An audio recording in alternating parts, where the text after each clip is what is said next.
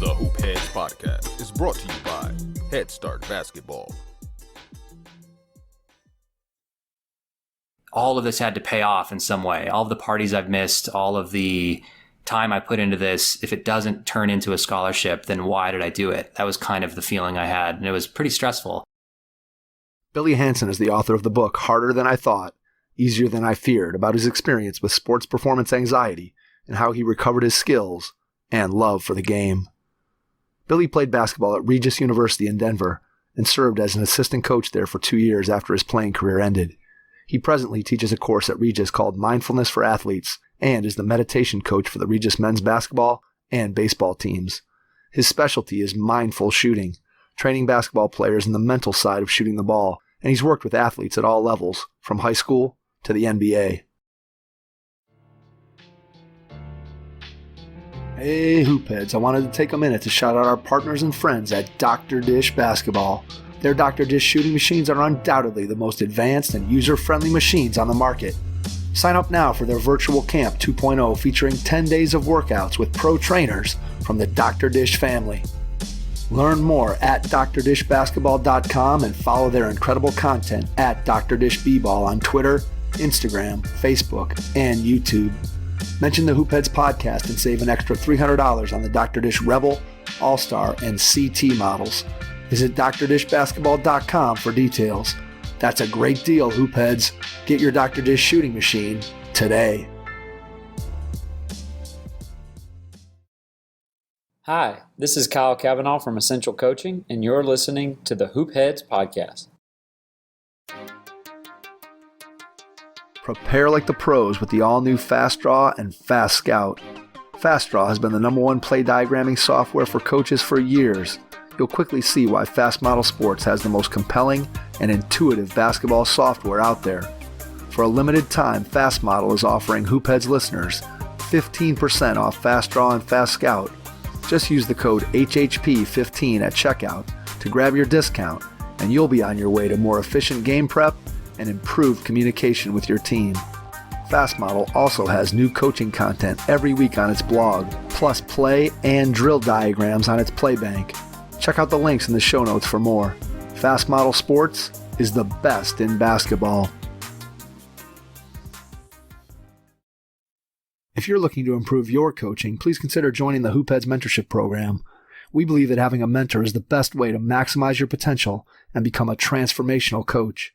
By matching you up with one of our experienced mentors, you'll develop a one-on-one relationship that will help your coaching, your team, your program, and your mindset.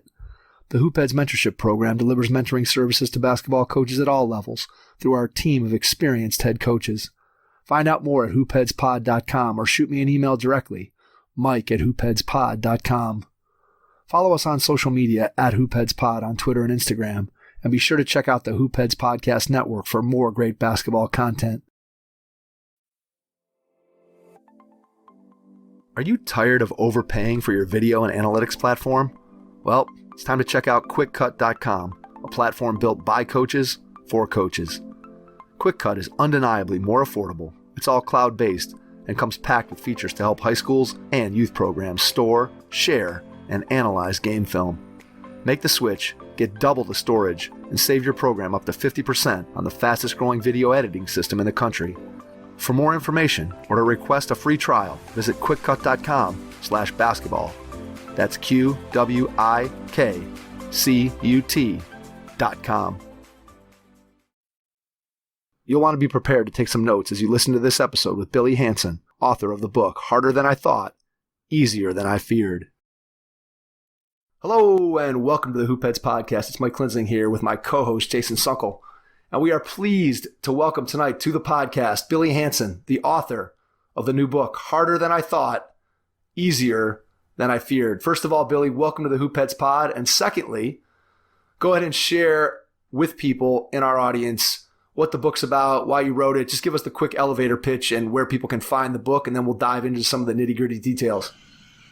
Thanks, Mike and Jason. Yeah, really appreciate you having me on. I'm happy to be here, and I'm a big fan of the show. So thank you for having me. Absolutely. The book is, like you said, harder than I thought, easier than I feared. Subtitle: Sports, Anxiety, and the Power of Meditation. And it's a book about my own athletic journey and specifically some of the challenges that I faced in college basketball, some of the mental difficulties that I experienced, and how the difficulties on the court affected me off the court, and ultimately about how doing something that I never thought I'd do, learning the practice of mindfulness meditation, working with a sports psychologist, helped me get back on the path and slowly recover. And so it's in some ways an argument for athletes taking their mental health and more seriously and making mental training, deliberate contemplative practices a part of their athletic routines. And beyond that, I also go into other dynamics about modern athletics, about drugs and party culture in high school and college, social media.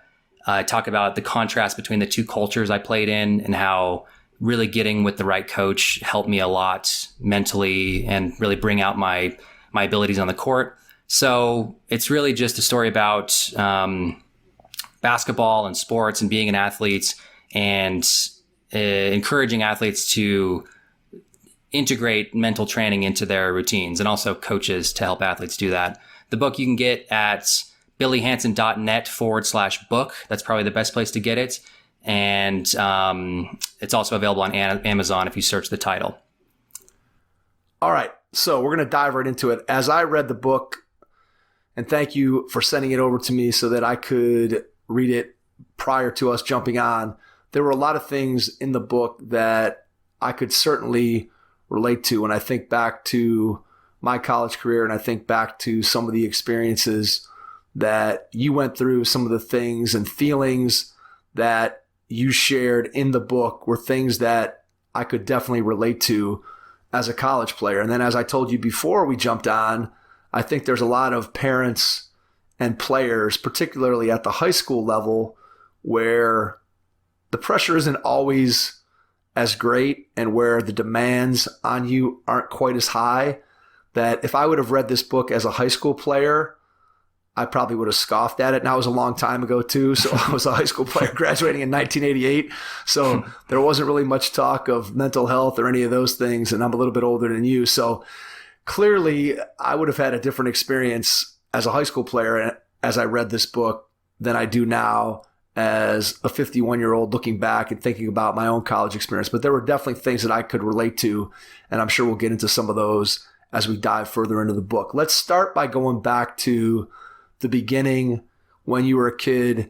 Tell us a little bit about the first experiences that you had in youth sports. I know your dad was a big influence on you in that area. So just talk a little bit about your upbringing in Oregon and how you got into sports and then what your sports experience was like as, let's say, a pre-high school athlete.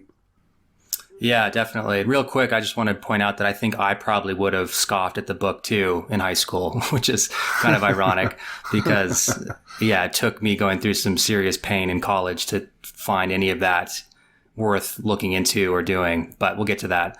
So, yeah, youth sports, my first experiences with sports. I was very into sports when I was little. You know, I've asked my parents and they said they were of the philosophy that they were going to introduce me to a lot of things and just see what I gravitated towards and then, you know, help me pursue whatever I was passionate about. And I was way into sports from an early age. And yeah, my dad was, I think, really good. He was a very skilled parent. He was my youth coach up until probably about 6th grade was when he stopped coaching me. And he was really good at making sports fun. Like, I didn't feel any undue pressure as a kid.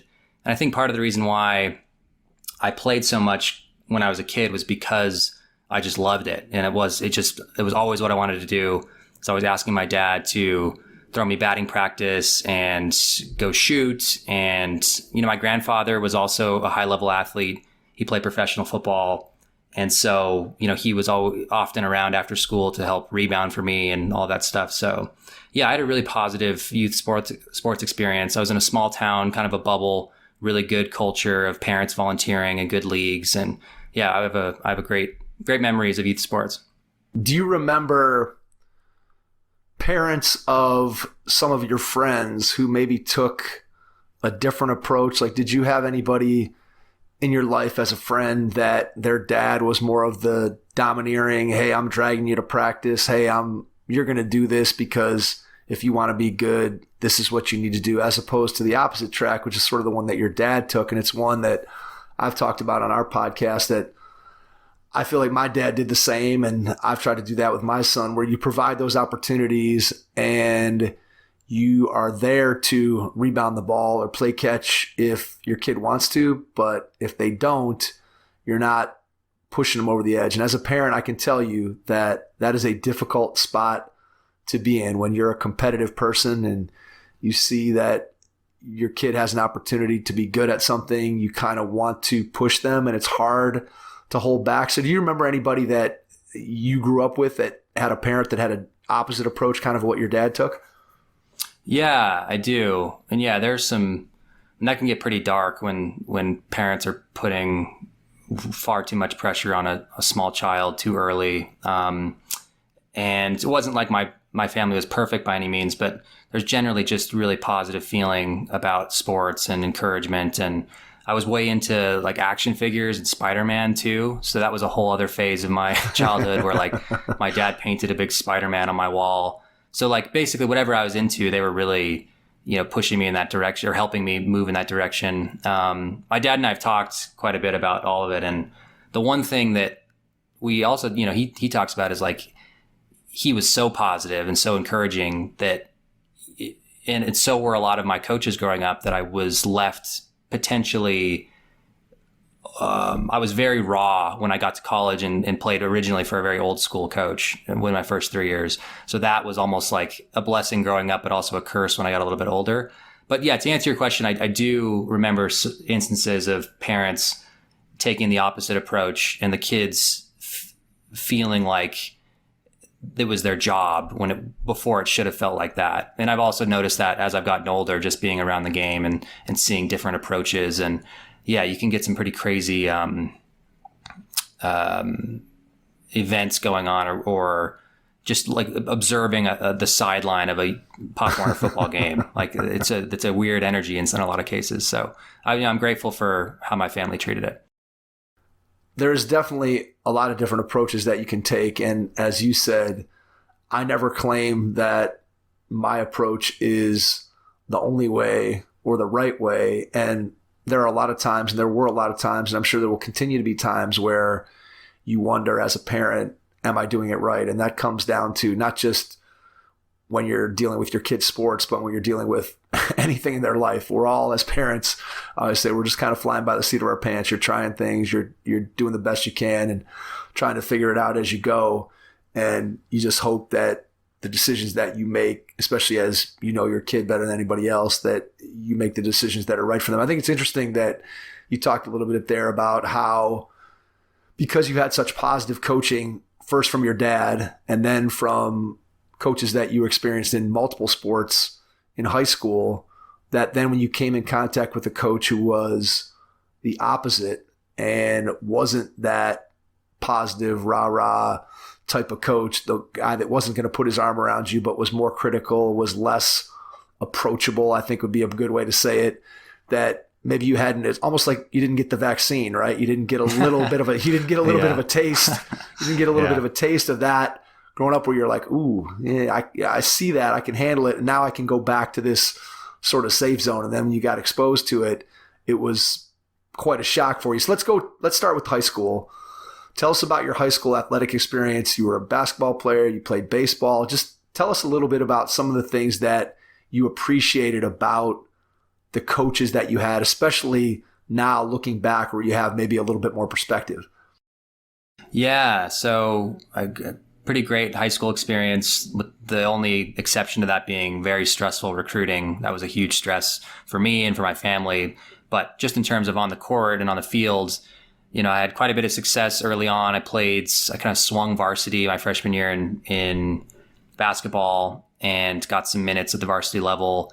Played baseball. I was on JV2 and then made varsity in both my sophomore year and was, an impact player pretty early. And we had a lot of success as a team in baseball and basketball. My sophomore year, we played in a state championship game my sophomore baseball season, and we're in the hunt for the state tournament in basketball, we had a very, high-powered baseball program, not as quite as good at basketball, so that would have been a huge deal. We didn't quite make it. And then in baseball, we kept staying in the hunt for state championships, never quite won one. Basketball, we were not quite as talented junior and senior season, so I had the ball in my hands the whole game, the whole season, and scored a lot of points, took a ton of shots, and was doing a lot on the court. My basketball coach was great. He was a really good person, taught me a lot about sports, but also just a good influence for me as I was growing into being a man. My baseball coach, him and I are still in close contact, and he was remarkable, just probably, up there with the best coaches I've ever had, just in terms of, and he wasn't a softie. Like, he was intense, but also just very positive and encouraging. And he helped make the game fun. And he really poured his heart and soul into it. I really appreciate just how much time he put into, summer hitting and long practices and all the film that he watched with us and stuff. Like, you don't really realize as a kid that, he's not getting paid for all of that. And so it's a pretty big sacrifice that he was making. Absolutely. And so, I'm really grateful for my high school coaches and the experience I had.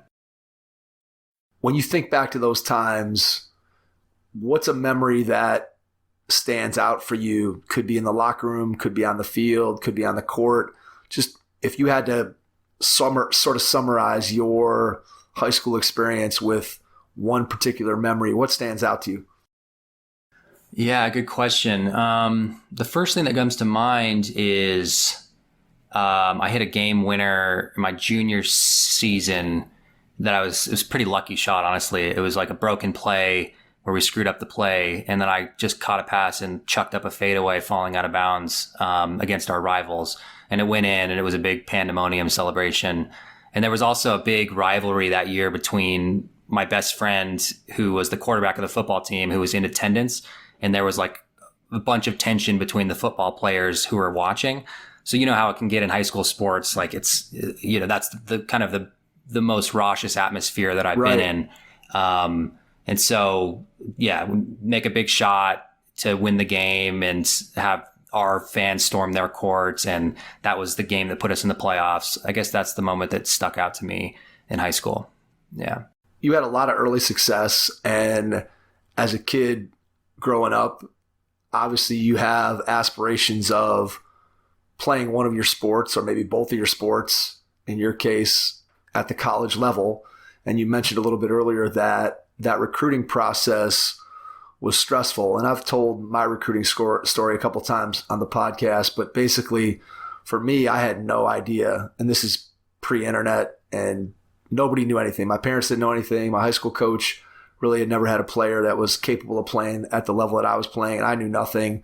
So I was basically left in the dark, where the school that I ended up going to asked me to come down for an official visit. I think it was after my junior year, and I told them no, because I was still waiting for Duke and Ohio State and North Carolina to call me. And I had no idea that was, at that point, completely unrealistic. I had no clue. And so I ended up working out for me, and I ended up in a good place that fit who I was, and it all worked out, but not because of any good decisions or things that I went through. I have no good advice for anybody going through the recruiting process in terms of my own story. Probably do the opposite of whatever I did. I just happened to get lucky. So for you, it sounds like it was at least something similar, where you had an expectation of what you thought was going to happen.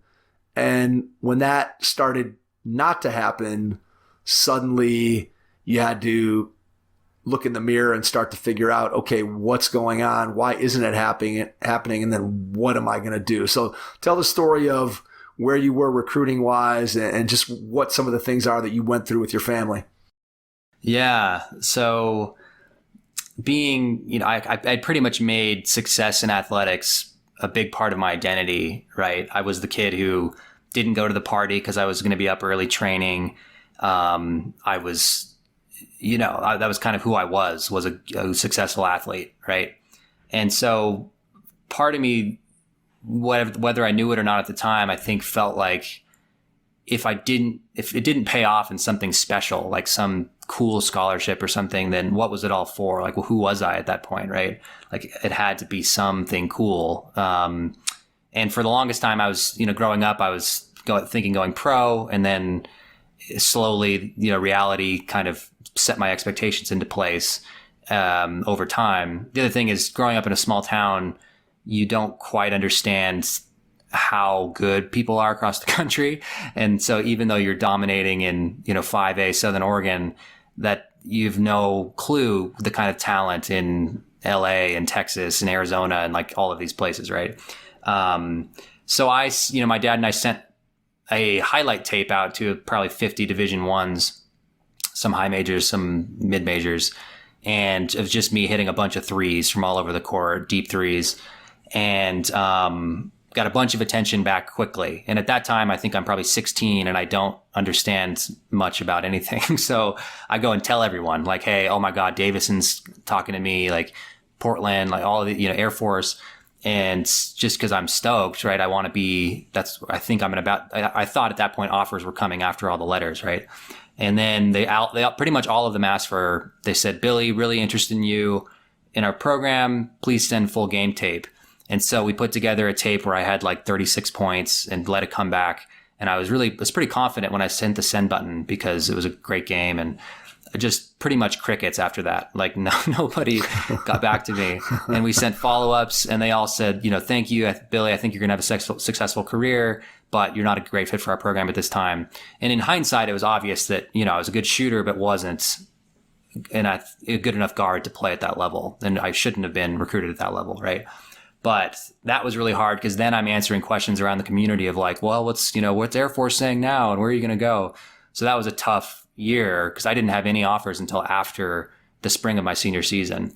So, just going through that, having the kind of identity problem of feeling like all of this had to pay off in some way. All of the parties I've missed, all of the time I put into this, if it doesn't turn into a scholarship, then why did I do it? That was kind of the feeling I had. And it was pretty stressful. And then, like you said, no one in the family had gone through it. So it's like, we didn't know who we should be aiming for, how we should be going about it. And it was a very stressful time.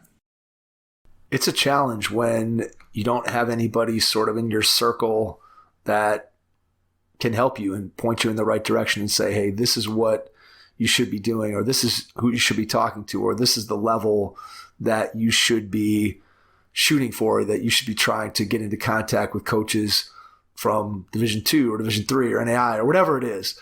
And it's challenging. And as you said, when you start and you have your identity tied up in I'm a basketball player or I'm an athlete, and I think in a lot of ways I was similar. I wanted to be a Division I basketball player, and I was probably similar to you in that I was not, as Coach Jason will attest, I was not the greatest athlete when you think of athlete in terms of... Man, his vertical is so good, Billy. I'm telling you, you should see him. At his age, he can really get that net. He's really good. I'm good. I can get up. I can still get up and get the net. So I was never that type of jump high, run fast athlete. Maybe run long. Endurance was probably something that I was pretty good at. But as I was going up and playing on the playgrounds and playing in what limited, it wasn't even called AAU basketball, but just summer basketball back then. And I saw a bunch of the guys that I played against all the time that I felt like I was as good or better than. And many of them signed before their senior season. And just like you, I went through my entire senior season and didn't have an offer. But I think unlike you, I was probably still blissfully unaware that offers weren't coming. It was only when my season ended and I didn't have anything that I called back up the program at Kent State, where I had declined the paid visit and said, hey, are you still interested? And they're like, well, maybe. And it turned out that a kid transferred and they had one scholarship, and I was the seventh scholarship freshman in a class of 7, and just happened to get lucky and got that opportunity. But when I signed with Kent, I was talking to 2 other Division I schools, and talking means I didn't have an offer. They were just still kind of keeping me hanging around, I'm sure, as they were waiting to see if whoever they were really targeting was going to sign with them, and then maybe I would be a fallback option in that case. And so ended up getting the opportunity. But to your point, and I've had this conversation a few times with lots of coaches about trying to find the right fit for you, and maybe it's Division III or maybe it's Division II or whatever it was. And for me, it was never any of those things. It could have been any Division I school and I would have signed, simply for this fact of what you talked about. Like, that was kind of who I was. I saw the guys that I played with all the time or against all the time that I thought I'm as good as them. It was kind of that Division I or bust mentality that we talk about, and we try to, I think, aim kids away from that. But that's certainly who I was at that time. And it's just, when you don't know better, you can end up making some bad decisions. And for me, luckily, I ended up in a place that fit. And I'm sure we'll talk about it a little bit more as we get into your experience as well. So tell us a little bit about how you ended up resetting your expectations and then what that led you to. Yeah. So I finally worked with a recruiting service that was really helpful. They helped organize my game plan. The other thing that made it difficult was I was probably equally as good at both baseball and basketball. And I had probably a glaring deficiency in both. In baseball, it was arm strength, and basketball, it was athleticism and lateral quickness, things that really just inhibited me from being a kind of a complete player that could have gone D1 or whatever. So they helped me, after they saw the kind of interest that I had gotten already, they helped me target more Division II schools, NAIAs, and I had quite a bit of interest, and set up some visits for the spring of my senior season. And my first visit was to Regis University in Denver. And me and my dad went out there, and we were pretty blown away by the experience there. It was a basketball visit, and the coach offered a full scholarship, and it was a beautiful campus, and we loved Denver. And then the one problem there was that I was going to have to give up baseball, which I wasn't quite sure I was ready to do.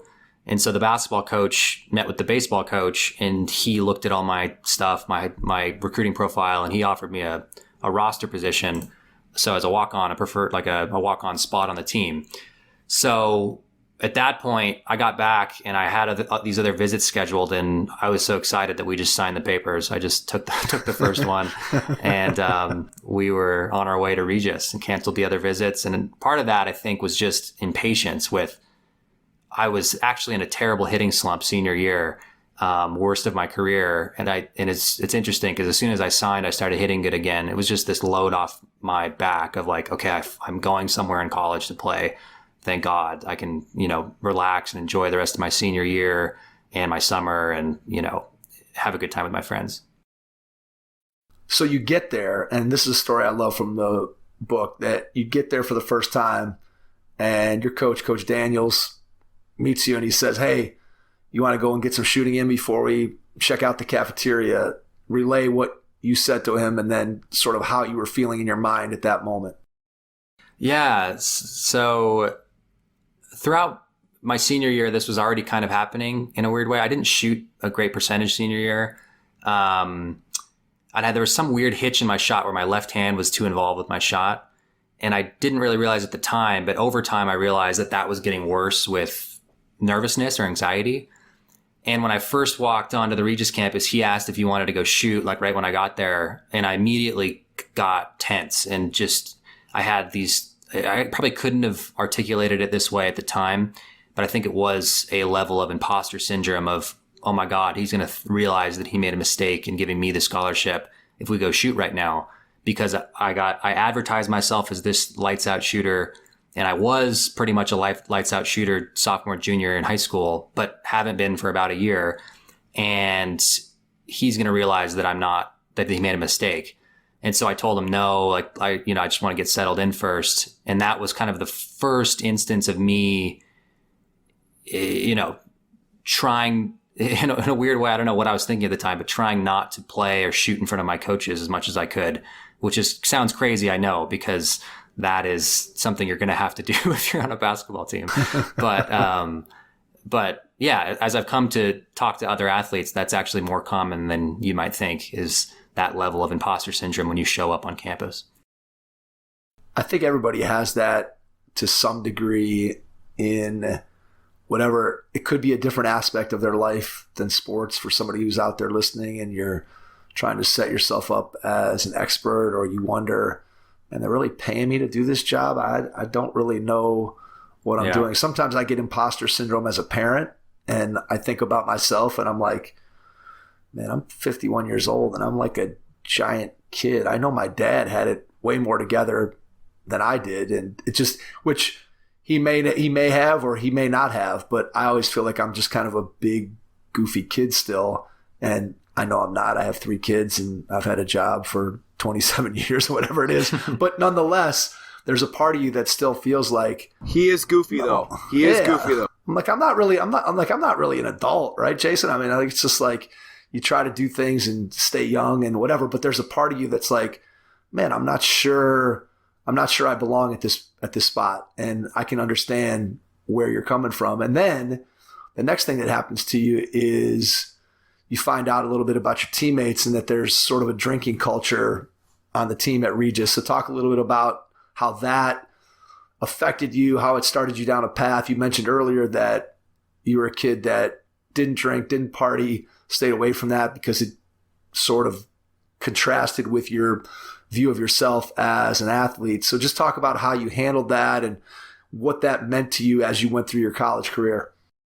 Yeah, definitely. So first of all, those teammates that I had early on at Regis I love them. They're really good people. And I just want to start there. I'm not trying to talk bad about them as people, for sure. But absolutely. But there was a very heavy drinking culture within the team. And this is, of course, I don't know that because I'm just showing up. I thought that's just how it was in college, but it was, the team hadn't had success the last few years. And there was, I think, kind of a culture of building in this defense mechanism of, well, yeah, we suck, but we get to party. And at least we're in Denver and these other people we're playing are in Gunnison, even though they're kicking our ass, we have a better experience. It was kind of this strange attitude. And there definitely was an expectation within the social leaders on the team that you were going to show up on time to the pregame and you were going to get really drunk on weekends. And so it was generally in the preseason every Friday, Saturday, and then during the season we had games Friday, Saturday, so Saturday nights, and then even some of the players would go out Friday in between games, which is that's just crazy. And so I, of course, wanted to fit in, wanted to be liked by the upperclassmen, and I think that the drinking became kind of a release from the discomfort and anxiety I was feeling throughout the week, but ultimately contributed to it long term. I just, by midway freshman year, I felt completely worn down physically and mentally. And I think a lot of that had to do with the partying. And I think there's something to be said about making some mistakes when you're young. And I'm not completely anti-drinking or anti-partying. I think for me, it was just the repeated damage of weekend after weekend after weekend that did it to me, right? If I would have done that just in the preseason to explore a little bit or once in a while, I don't think it would have been as unhealthy as it was, if that makes sense. No, it makes sense. And I think that there's a fine line there, right? When you think about high school students, when you think about college students, the vast majority of them are going to experiment to some degree. And I was a kid that I was just like you in high school, and I continued with that philosophy during college. I was lucky enough that there wasn't a pervasive culture of that, not to say that teammates weren't drinking, because certainly they were, but I had one teammate that I lived with, and he and I was lucky because my freshman year I had 2 roommates from the team. One was just like me, didn't drink. The other one did.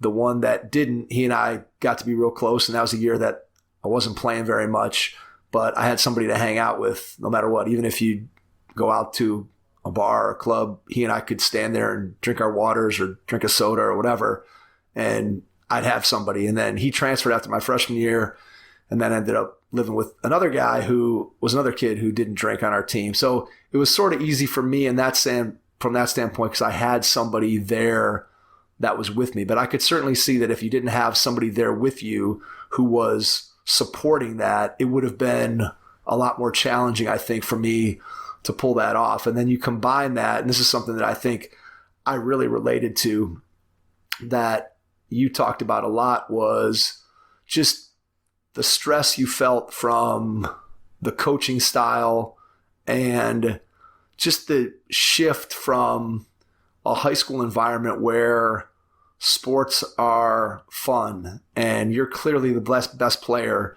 to an environment where maybe your coaching staff isn't quite as supportive, where maybe practices aren't quite as fun, where it's maybe more of a business relationship. And then your level of enthusiasm for practice and being a college basketball player sort of ebbs and flows. So I don't know which one of those things you want to touch on, but just as you got into your freshman year, how did your attitude towards the game of basketball and being a college basketball player change from what you thought it would be from that first moment you stepped on campus? Yeah. So first, I think that while the culture I got into in college wasn't for me in many ways, I know there are a lot of athletes who are in much far more destructive ones than I was in. You know, my head coach was very old school. He was a yeller. He was really intense, really critical, but also I have a lot of respect for him as a person, and he was good to me off the court, and he definitely cared about me. And so I know that there are players in worse situations than I was in, and I still, admire him in many ways. The assistant coaches were more than supportive. They gave me every opportunity. It was more, I think a lot of it had to do with the basketball fit of not being, I was thrown in the fire because the team wasn't good the previous few years. They invested in their new talent, right? And so I think in hindsight, I probably could have benefited from a red shirt or a year not playing too much and developing. But I got thrown out there. I wrote a bit about this in the book too, of how I was in high school. I was 6'3", which in the Southern Sky Conference is pretty tall. So I could often hide on defense and guard forwards or bigs. And then getting to college and having to guard these really quick, strong, athletic guards, I was really bad on defense, and I never got good, but I was just abysmal when I got there. And so I think a lot of it just had to do with the struggles on the court. I wasn't shooting well. I was getting more and more. I was losing confidence over time. I was getting bullied in the paint by bigger, stronger, faster guards. And yeah, it's kind of hard to remember how my attitude was throughout freshman year. It was not good. It was kind of trying to get to the weekend and get through the season. And then I was worried about baseball coming in the spring because I hadn't touched a bat in months. So it just was generally an unhappy time that actually got worse my sophomore year. When did you start to recognize that anxiety or feel, there's something that you say in the book that about being the basketball felt unnatural in your hands, which for a kid like you who grew up with the game, who grew up with athletics, basically with some kind of ball in your hands from the time I'm sure you were 2-3 years old, to say that the ball felt unnatural in your hands, I think it's hard for somebody who hasn't experienced that to know what that meant or what that felt like. So when do you remember that feeling creeping over you for the first time? Yeah, it was definitely present freshman year, especially towards the end. But I think it really got to its lowest point during my sophomore season. So after having a not a great baseball season either, I decided that if I'm going to underperform in both of these, I need to pick one because I'm on scholarship for basketball. So I had to quit baseball, focus on basketball, and I put a ton of pressure on myself leading up to my sophomore season. I was desperate to get back on track and get my career going again. And I think my solution to my problems was misguided at that time. It was basically just a brute force approach to if my teammates are going to get 100 shots up a day, I'm going to get 500. If they're going to run a mile a day, I'm going to run 4 miles. And that was something I was pretty good at, is working hard and pushing through pain But at that point in my life, it wasn't what I needed. It would have actually helped me to relax a little bit, I think. But so anyway, I get to my sophomore season and so I start out shooting poorly again, and I can sense the disappointment from the coaching staff. And that's when it really started. That was the best way I could describe it was like, for the first time in my life, the ball didn't feel right in my hands. And I couldn't even get it to where it felt like I could shoot it cleanly. And the ball was pulling off my guide hand. I was basically every shot in practice, I was just hoping it wasn't going to be an air ball. And I was relieved when I hit the rim, even if it was a miss. And free throws were especially dreadful because you're not supposed to airball those, right? And so and then, being recruited as a shooter and then losing the skills that I took for granted as like a 7th grader, right? I could knock down free throws in my sleep in 7th grade. And now I can't. I'm shooting less than 50% in practice and not playing in games. And I would still do these crazy kind of pseudo heroic attempts to get out of my slump, where I would go to the gym at 9:30 at night with practice coming up in the morning, trying, going to shoot my way. I'm going to see enough shots go through the hoop to get out of this slump, which is, generally probably a good thing for a lot of players to just shoot your way out of it. But for me, it was just adding to the stress and pressure. And it just kind of spiraled into this feeling of the skills that I'd grown up taking for granted just all of a sudden were gone for me as a sophomore in college. Did any of your coaches recognize that and have a conversation with you at any point? Yeah. The graduate assistant who, as you guys probably know, the graduate assistant can be a little bit more friendly with players, like on a friendship level, than as you move up the ranks, and it's not inappropriate, right? So he would like eat lunch with me, and he had an intuitive understanding of what I was going through and tried to help me, tried to encourage me. He would go shoot with me. The assistant, Coach Daniels, who recruited me, was very supportive and tried to help me out.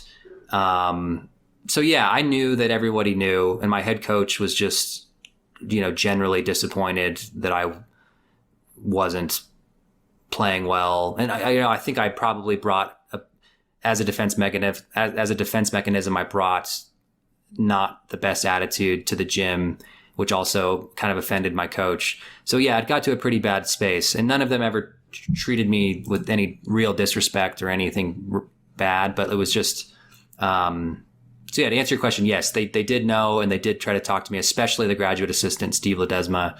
He could definitely feel my pain a little bit, it seemed like, and work with me. Yeah.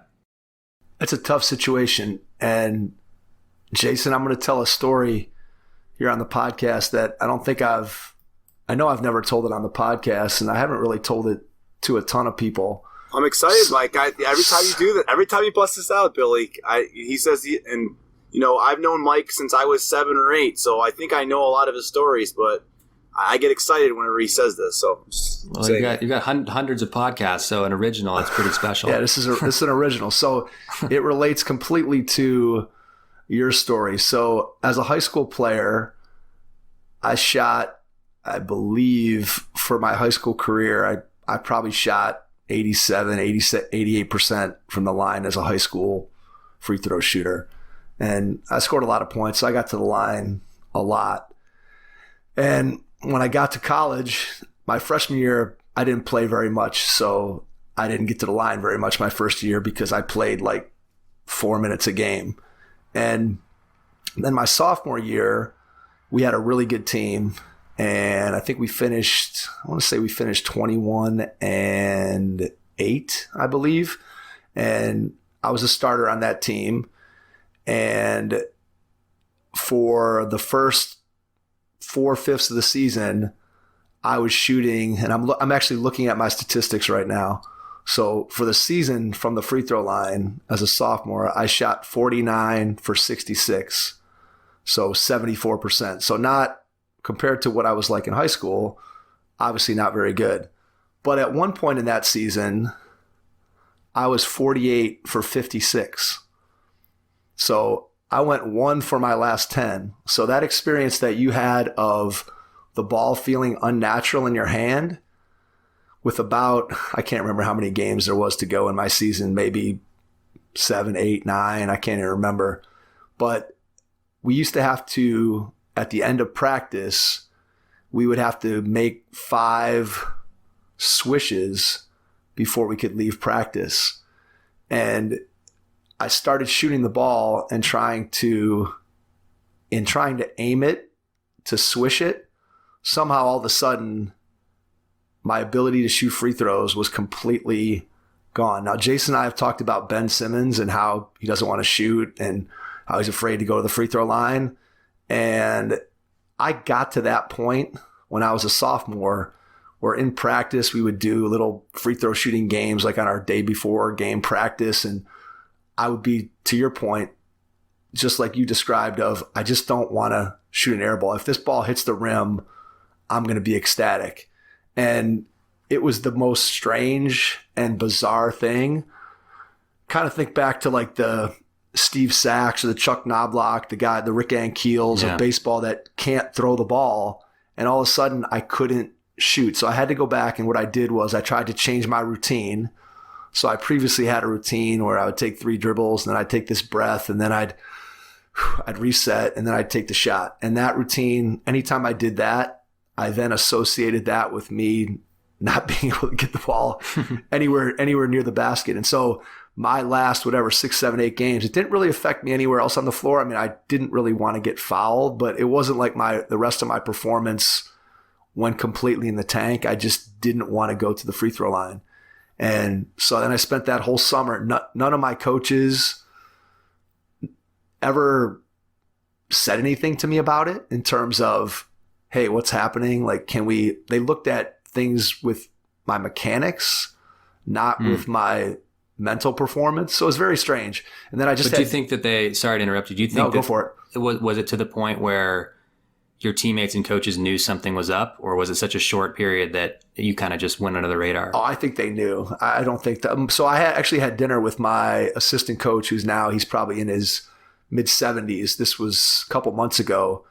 And in the course of us talking, he's like, man, he goes, I remember when you just completely just lost the ability to shoot a free throw. But I'm like, well, did you talk about it? Was there any thought of, hey, let's see what we can do to get Mike out of this thing? How can we do it? And so when you described like that anxiety of wanting, of going up there, that's how I felt. So I was 1 of my last 10 as a sophomore. And then I go into my junior year. So all summer, obviously I'm working on this. I mean, to your point about having an identity, like my identity was Mike's going to make free throws. I mean, you shoot 88, 89% as a high school player. You're not probably used to missing too many. So as a junior, I would get to the line and I would have this feeling again of it being unnatural. The ball, that was a great way to describe it. It just didn't feel like, this is something I had done literally every day since I was probably 8, 9 years old. I shot 100 free throws. Now I'm exaggerating. I'm sure it wasn't every day, but there were a lot of days of my life where I shot 100 free throws. And every time I would go to the line, I would feel that anxiety. And as a junior, I shot 71% from the line. So it wasn't completely debilitating. It didn't take me completely out of who I was, but I was certainly a different player that didn't want to go to the line as much. I had a bigger role as a junior than I did as a sophomore, and I shot 9 less free throws, probably because I didn't want to go to the basket as hard. And then as a senior, I somehow managed to shoot 82%, which is probably the thing that I'm most proud of maybe in my career that I really haven't shared with anybody, was that I kind of was able to overcome it. But I will tell you that even today, there are still moments where I think about, I'm going to go shoot a free throw. And I can still get that feeling. Now, I've never talked to a sports psychologist. I've never done any meditation because obviously my career is long since over. So my ability to knock down clutch free throws at this point probably isn't that important. But it's definitely something that when I read your book and I heard about those experiences that you went through, it definitely brought me back to a time where I felt that same anxiety. And unlike you, which we'll talk about in a second, I sort of was left to fend for myself. And like I said, coaches talked to me a little bit about mechanics. I was a kid who I thumbed the ball with my guide hand.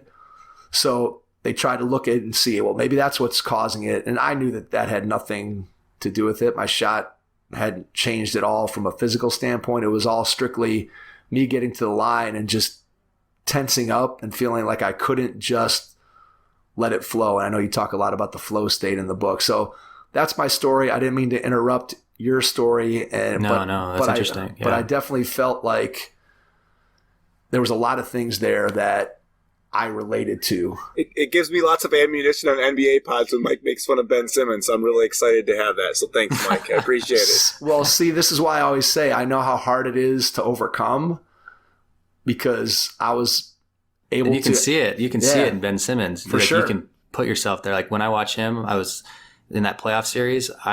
When he was getting trashed by the media and stuff, I was like, man, this guy's going through it. He's having a tough time, you know? And I don't know what it was that allowed me to work my way through it. But I never got completely through it. I never got back to that 88, 89. I never felt the same way.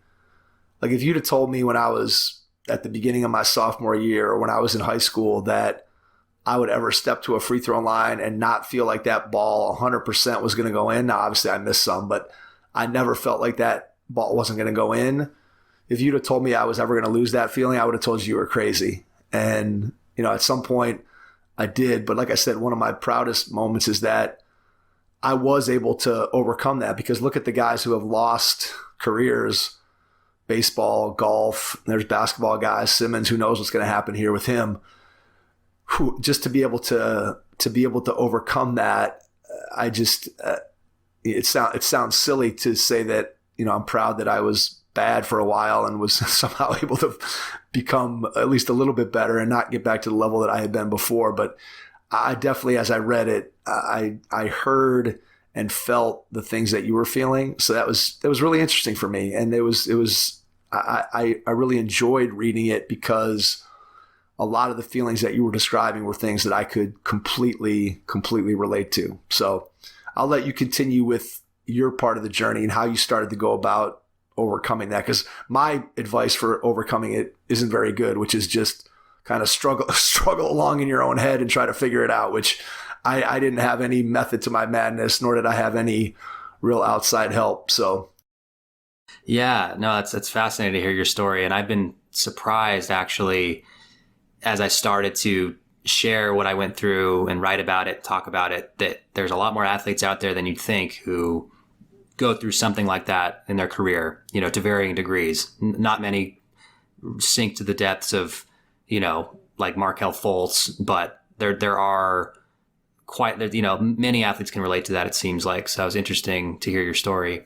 As far as recovering, I was to the point where I was ready to quit, and my parents were encouraging me to stick it out, my grandparents, and I'm glad they did that, just because at that point, I'm not going to get a scholarship anywhere else, having such poor stats for the first 2 seasons, right?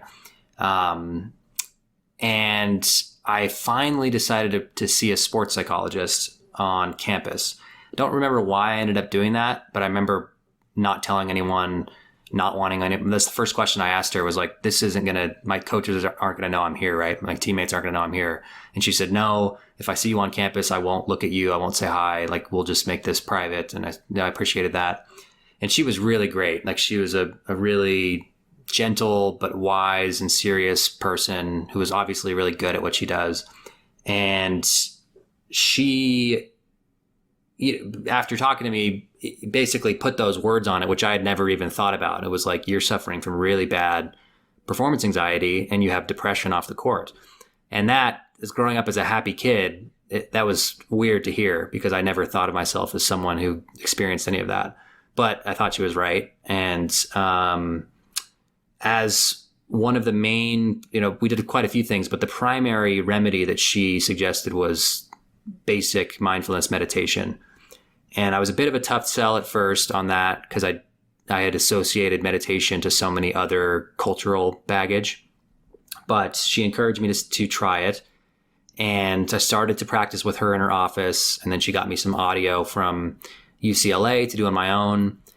And it's, I could feel even immediately, I could feel right away that there was something to it. It didn't quite help that much during my sophomore year because it was such a, whirlwind of despair and anxiety. I was literally just every day that I got through practice without embarrassing myself was a success. And when I was in games, I just didn't want to play. As long as the score stayed close, I knew coach wouldn't put me in the game. If we were up by a lot or down by a lot, I was going in. And so I would root for whoever was behind from the bench, which is completely shameful, but I'm just being honest. It's a horrible place to be in, but that's the truth. And so I made it through my sophomore season, and then she stayed in contact with me into the off season. And that's when I really gained a little bit of momentum with the meditation stuff. And I practiced throughout my junior season. And ultimately it was one of the variables that helped me recover. I don't try to simplify it so much that meditation saved the whole thing, but I definitely think it played a crucial role. What did meditation look like for you? So what did you start out doing? What did she have you start out with? And then how did it evolve, and how maybe has it evolved in your life where you are now? Yeah. So started out with just following the breath every time, feeling the inhalation, feeling the exhalation, maybe even counting the breaths as a way to stay anchored. Every time you notice your mind run away, which is very often, you just gently bring your attention back to the breath. And that's just a simple way to reframe. It was the thing that I really appreciated about it was a different mental strategy than I had been accustomed to. What it was before was this kind of macho-ish self-talk of watching motivational YouTube videos, trying to amp yourself up. Today you're not going to be nervous. Today you're going to play like you know how to play. But it was all very surfacey kind of bullshit. It didn't really help me. And I actually think that kind of thing made it worse. It was basically just confirming in my own mind that I didn't actually believe in myself, all of that stuff I was doing. And I know some athletes have success with different things. So I'm not saying my way is the only way, but for me, it didn't work. So with meditation, it was instead of wrestling with the anxiety or trying to think my way out of it or talk myself out of it, it was just, okay, every time you notice this, feel the sensations clearly, feel them in your chest, feel them in your face, feel them in your hands, and then return your attention to the breath and to your feet on the floor and to the next play. And so after following the breath, she would put me through these exercises I would actually put myself in the gym mentally, maybe at the free throw line with my coach watching. And even just the thought of it would trigger some kind of muted version of the discomfort that I felt on the floor. And so I could practice, okay, where do you feel the anxiety physically? And just that little shift of putting your attention on the physical sensations goes a long way in terms of cutting through their power. It's like, rather than being in the storm, you're kind of stepping out of it and watching it just for a second, right? And so we practiced those things. We also just did some simple visualization of visualizing myself making free throws or making jump shots. And that was a really clear indication that what I was going through was mental, because I remember being in her office, and every time I tried to play the movie in my mind of a perfect free throw, the image in my mind would, without fail, it would pull off my left hand and I would miss off the front rim. And so I couldn't even see it in my mind. That's how deep it was. And so that was what first convinced me that, okay, this really is a mental issue. It's not mechanical. This is something going on psychologically, right? Yeah. So sorry, go ahead. Yeah. No, I knew right away that it was something psychological as opposed to something physical when that was happening for me. And I think I probably, again, I look back on it and I'm not sure really how I got through it. I don't remember doing much except trying to beat down those feelings. That's probably what I remember most, is saying to myself, this can't be what's happening to me. It can't, how can this be what I'm doing? I'm not the person standing here doing this. And I wish I had a more scientific approach. I wish I had better advice. I wish I had a way that maybe if somebody had been able to get to me and gotten me some help in a different way, that maybe I would have been able to overcome it faster. And who knows, maybe I would have been able to get back to the level that I got. And it's interesting to think about those experiences, because as you said, we hear about some of those really high profile people that have difficulty.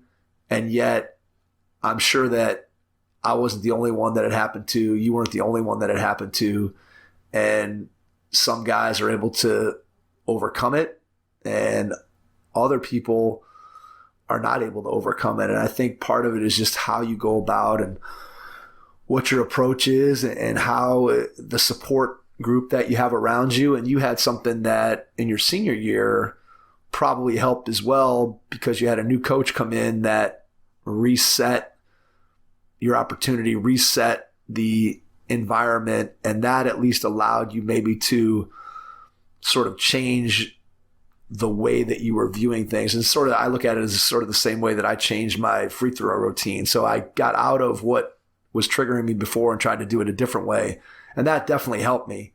And I think that's the one thing that even now, if I go back and think about, man, I used to do these 3 dribbles and then this breath and shoot it. And that was the way I was, the best foul shooter I've ever been in my career. And then now I'm doing it this way.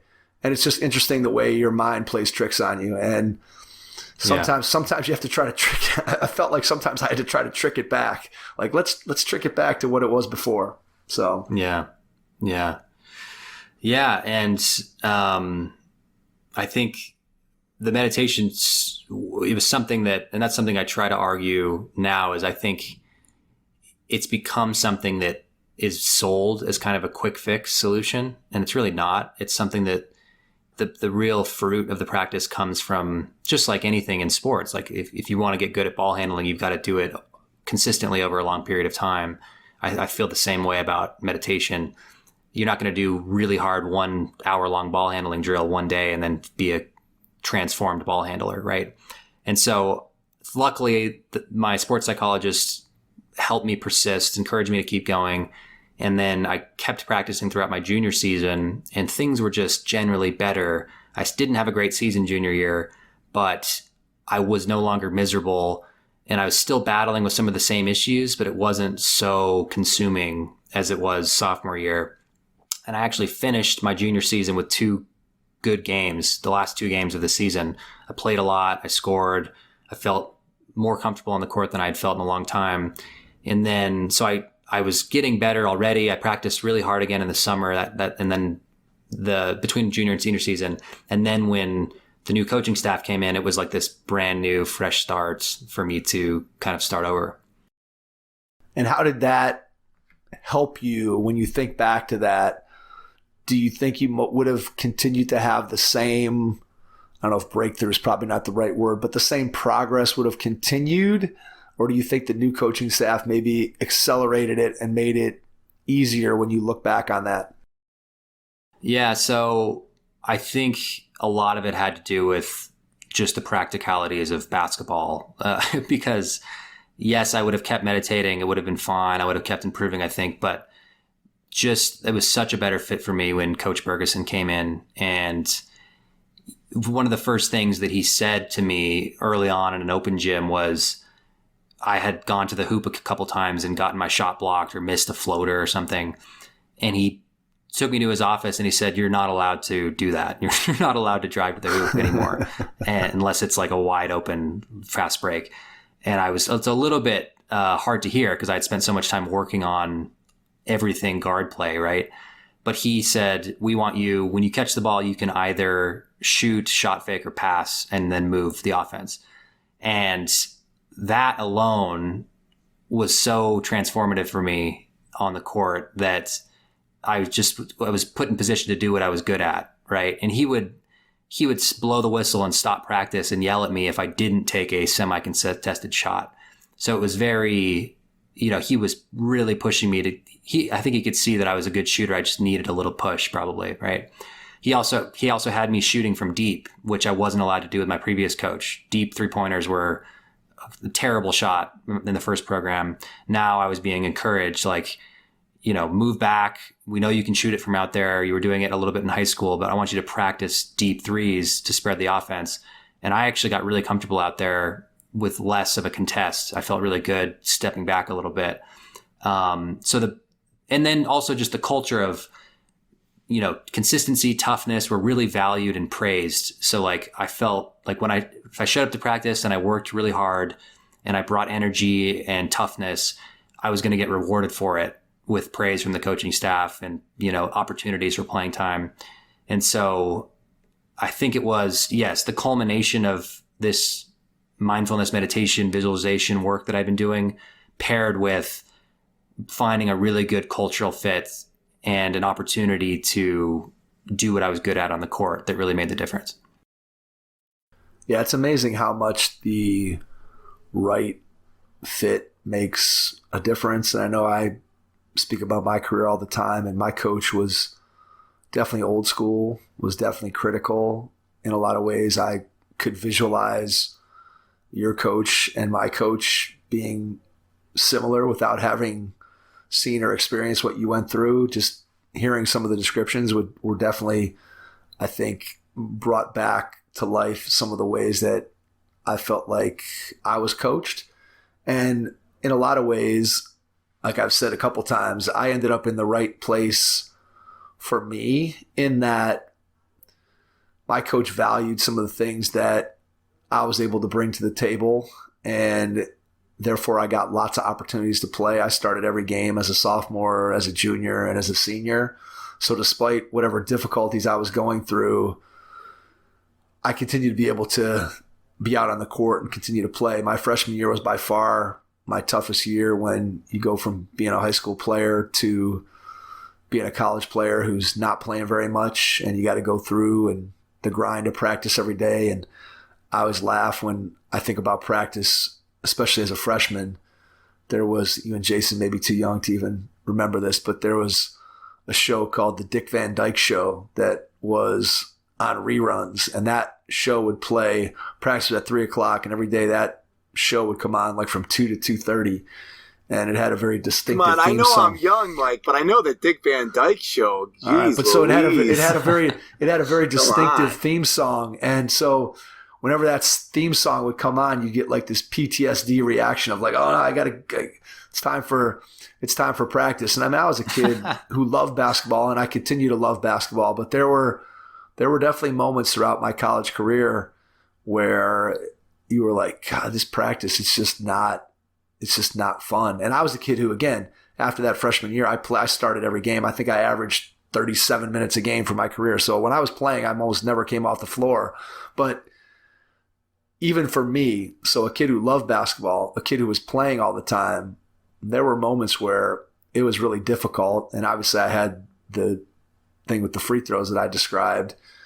And I can only imagine what it's like for somebody who isn't having all the positive feedback and success that I had. Man, if I would have gone through 4 years that were similar to my freshman year, either in terms of minutes or just if I hadn't been able to play well or wasn't starting or was only getting spot minutes, to go through that grind every single day would have been really, really, really difficult. And I give anybody who could do that a lot of credit for figuring out a way to make it through that. And because it does take a lot of mental strength and commitment to be able to go through something that's difficult, especially when you're not getting the reward that maybe you envisioned when you started. Yeah. It's a lot of time and energy and effort and sacrifice to put in when the thing that you're sacrificing all of that for is what's making you miserable, right? Yeah, it's absolutely. That's a very good way to put it. And you're on scholarship, right? So you're going to school for free, which adds a whole nother element to it. you had people, I'm sure, back in your hometown that were asking you, talking to you, wondering about you. If you had come back into town after a year or two and had given up your scholarship and gone somewhere else to school, you probably would have had to answer a lot of questions that you probably wouldn't have enjoyed answering those questions. Yeah. I'm guessing probably could have, but you probably wouldn't have enjoyed answering those questions that much. So there's that underlying pressure that you put on yourself, but then there's also this weight of expectations from other people. What were the conversations like with your dad during those 4 years? I'm just curious, what did you guys talk about? How much of it, the struggle, did you share with your dad? How much did you try to maybe keep it to yourself and say, well, the less people that figure this out about me, the better? Just where was that relationship and what were the conversations like? Yeah, it's a great question. So, my parents when they read my book, they had a hard time with it. It was hard for them to read. They didn't really know what was going on. And that was just because of me. It wasn't that they weren't interested or anything. I just didn't say anything. I didn't really know how to express myself, and I didn't want to make everyone worry back home. So I just kind of kept it to myself for the longest time. But my dad, my whole family took my situation pretty hard in college. I think my dad especially, because he was pretty actively involved in the recruiting process and the decision. And so, and also like my athletic journey and all, sharing that with him was a big part of his life. Like a big joy in his life was my going up through the ranks in sports and coaching and watching me and stuff. So to see me, sitting on the end of the bench was really tough for him. And I think he struggled with that a lot. And we had conversations, and, part of that was the disconnect of because I wasn't honest with them about what I was going through, they assumed that the coach just wasn't giving me a chance in many ways, right? They probably had some idea that, because when I went out to play at the end of games, I didn't look like myself, but they still remembered me from high school. They didn't see practices or anything. So they were encouraging me to go ask the coach what I could do to earn more playing time. And I was like, yeah, maybe I'll do that. But in my head, I was like, why would I do that? I don't want to play this, he obviously is making the right choice not to play me. What am I going to he sees me going to ask for more playing time would have been crazy given the situation. Right. But back home, that was the thing. And I let them kind of think that it was just a bad situation and that I wasn't having these difficulties. And then when I finally recovered, sharing that with my family, with my dad was really special, knowing that he was watching the streams of the games, and my mom came on senior nights, and grandparents were always so yeah, the depths of despair led to a deeper appreciation when it all turned around. It's hard. It's a hard thing to share and to talk about because you don't feel like it describes you, right? Growing up, that was never who you were. And so you kind of have to reckon with this resetting of what your identity was, who you are, and to share that or to admit to that, it's tough, it's hard, and it's not something that you can do easily. And even when you're talking about your closest relationships that you have with your parents, as you said, and your dad's involvement and joy that he got from watching you and seeing you grow up and seeing you play, and then to not really know what you were going through and the struggle, and then say, oh boy, maybe the coach doesn't know what they're doing. How come he's not playing? And you could see where there's all kinds of things that are wrapped up in what seems like a simple equation, oftentimes very much is not. And for you, it sounds like where it's led you to eventually is to a much better place, a place where you feel like the things that you've learned, you're able to help, or you're going to be able to help lots of other people with some of these struggles. And I know one of the things that you talk about as the book moves along is how this whole process has helped you to think about how to build better habits. So talk a little bit about what you've learned about building good habits through this process and how you feel like, A, that's going to help you in your life, and then B, how somebody who's maybe a part of our audience, whether it's a player or a coach, might be able to help themselves by building good habits? Yeah. So I think part of the change in habits happened organically as a result of some of the meditation practices I was doing. That's one of the things you notice about the practice, is that doing, skillful action, as they call it, is it requires less willpower over time. And it's not, I still struggle with things today. It's not like I've figured all this out, but generally just noticed gradual improvement of, say, during my senior basketball season, when I felt down or stressed or frustrated, my inclination wasn't to run to alcohol or junk food or a party or some, it was more of, okay, I really just need a good night's sleep. And so that was another thing that really helped my senior year, was prioritizing sleep in a way that I never had before. I sort of figured out how important that was, not only for my physical preparation, but also for my mental health and my confidence on the court, was just getting a good night's sleep. It was that simple. Other things like diet, diet wasn't perfect, still not perfect. I'm not a fan of hyper, restrictive diets or anything, but just general, easy, better decisions of not too much refined sugar, eating at better times of the day, not eating right before bed, like stuff like that helped a lot. And then, exercise is built into the athletic experience, but, when you get out of sports, making that a priority too is another pillar on the good habit list in my opinion. So, I think just some simplifying my experience senior year and since then, and resonating with things that really serve me instead of temporary jolts of pleasure that come with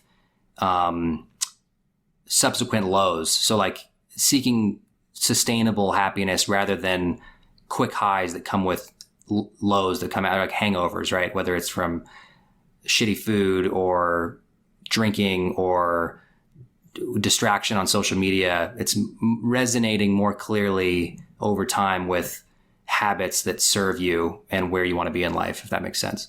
It absolutely does.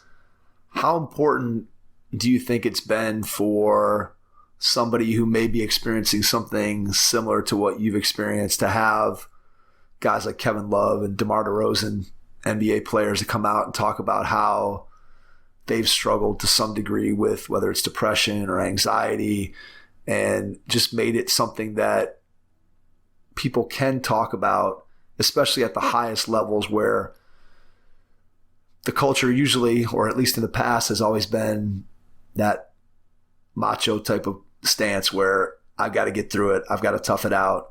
And I know that that's the culture that I grew up in, at least in my own mind. And I think that's something that I have to fight to overcome. I mean, my first instinct when something isn't going well is I just got to double down on what I'm doing, and I've got to push through it. And in a lot of cases, especially when it comes to the mental side of the game, pushing through it sometimes can just make it worse. So how important do you think it's been to bring that to the public eye through guys like Love and DeRozan? Yeah, I'm really happy to see that. I think it's really brave of them to open up about that, given that, people are going to look at them a little bit differently because of it, whether that's other NBA teams or contract negotiations. Like, I imagine that there's some of that stuff going through their heads when they decide to share that stuff, right? And so seeing people at the highest levels be open about those struggles, I think gives younger athletes who look up to them an opportunity to reflect on what they might be going through. And you saw some of that with the Simone Biles stuff this last summer, or I guess it was this last summer. That was a huge worldwide moment where all of a sudden everybody had an opinion on athletes and mental health. For sure. That was interesting to see. So it's definitely becoming more of a topic, and it's becoming less stigmatized. I've thought a lot about this, obviously, and I think that we can maybe get to this whenever you're ready, but I still think there's something to the stoicism and quiet courage of pushing forward. But it's like we have to find the balance between not being ashamed or shaming people who go through it. But we also have to acknowledge that, yeah, like part of the reason why we admire the Michael Jordans or the Tom Bradys or these amazing athletes who perform under pressure is their mental toughness, right? So it's finding this balance between, we need to make it something that we talk about and make, if you're having problems, it's okay to be open about them, but then figuring out ways to support athletes so that they can recover, right? I think absolutely. And part of it too is that you can get help and you can talk with someone and you can relate to someone else who's maybe going through a similar experience. But ultimately, when you stepped out onto the basketball court or I stepped up to the free throw line, it was still just you and your own mind, and it was still just me and my own mind, and that inner, I guess, battle, if you want to call it that, of being able to calm your mind to the point that you could do the things that you knew that physically you were capable of doing, things that you had done for long stretches, long periods of your life. And yet, no matter how much help you get, you ultimately have to be able to handle that and control that and get your mind in the right place. And I think what we're seeing is that athletes can be more open about it, which then allows them to be able to do that inside of their own head. And they can get help from, whether it's a sports psychologist, whether it's a concerned and caring coach, whether it's a spouse or somebody that they have a relationship with that they can talk to, or your dad, anybody that can allow you to get to a place where you can overcome that anxiety and that block, whatever it might be, that's preventing you from being able to perform at a way that you are capable. Because ultimately, like I said, it's you and your mind and whatever task it is that you're trying to perform. And sometimes the more thinking tasks, it's interesting how you talked about free throws and I talked about free throws, where it's slow. It should theoretically be the easiest shot, but yet it was probably, when I was at my lowest low, it was probably easier for me to come sprinting off a down screen and hit a three with a player right there on me than it was for me to step up to the free throw line. And to anybody who hasn't experienced it, hard to relate to. And we've talked about Ben Simmons a couple times, but a guy who has been the best his entire life, and suddenly the ability to step up and what he shoot in the playoffs, 32% last year. I mean, to be able to do that is, to overcome that, it takes a lot, let's put it that way. And you hope that anytime I see a guy struggling, you hope that they can overcome it. But Jason and I have had this part of the conversation a bunch of times, that it's hard, because even today there's still moments where that anxiety will flash. And I don't think it ever, at least not in my experience, I don't think it ever completely disappears. I just don't.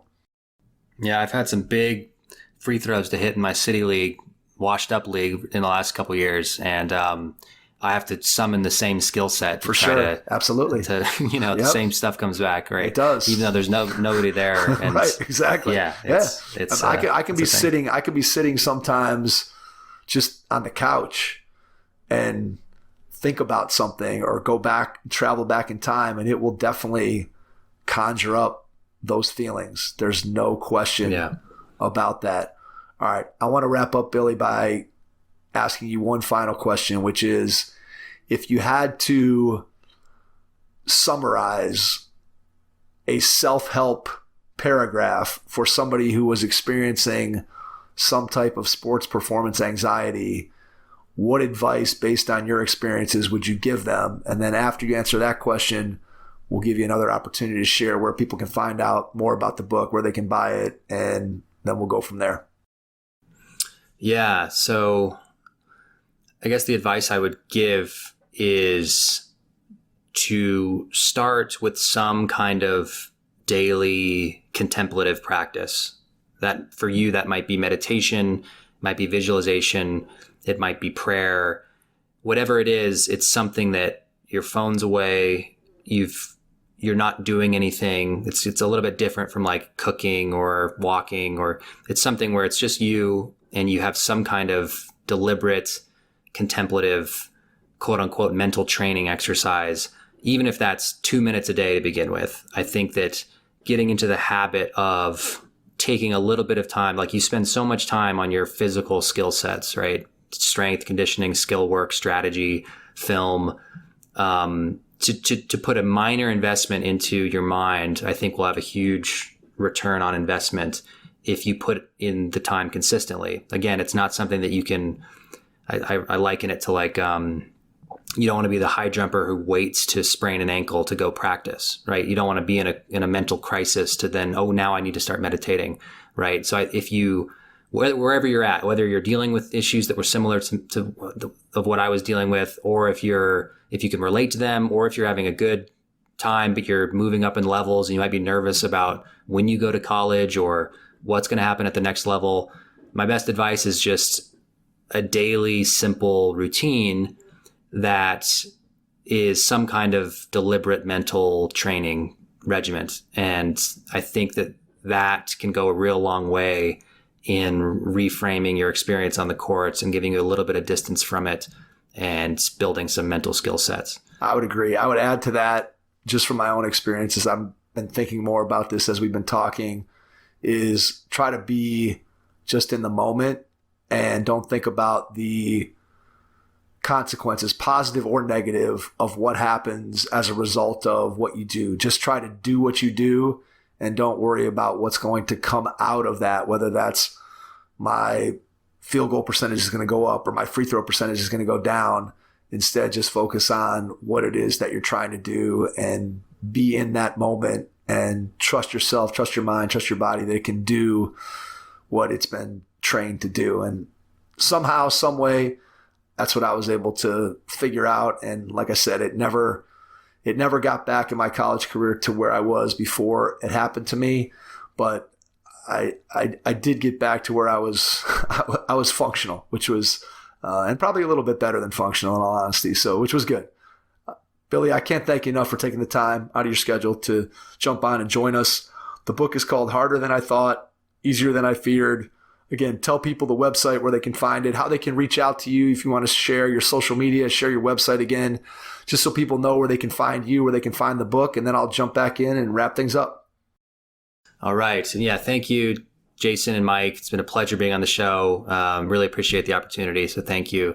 The book is, you can find it at billyhansen.net/book. That's Hansen with an E if you're looking it up. And you can also find it on Amazon or wherever you shop for books online. The best way to connect with me, you can send me an email, contact@billyhansen.net. I'm not very active on social media, so my newsletter, billyhansen.net/newsletter, is where I give updates on my work and everything else I'm up to. So you can find me there. Billy, thanks. Really appreciate it. It was a lot of fun for me to have this conversation and take a trip back down memory lane. Not always memories that were great ones, but certainly when I think about my experiences overall, tremendously positive. And the book gave me something to think about today as I read through it and having our conversation. So again, thank you. We are truly appreciative. And to everyone out there, thanks for listening. And we will catch you on our next episode. Thanks. Thanks for listening to the Hoop Heads podcast, presented by Head Start Basketball.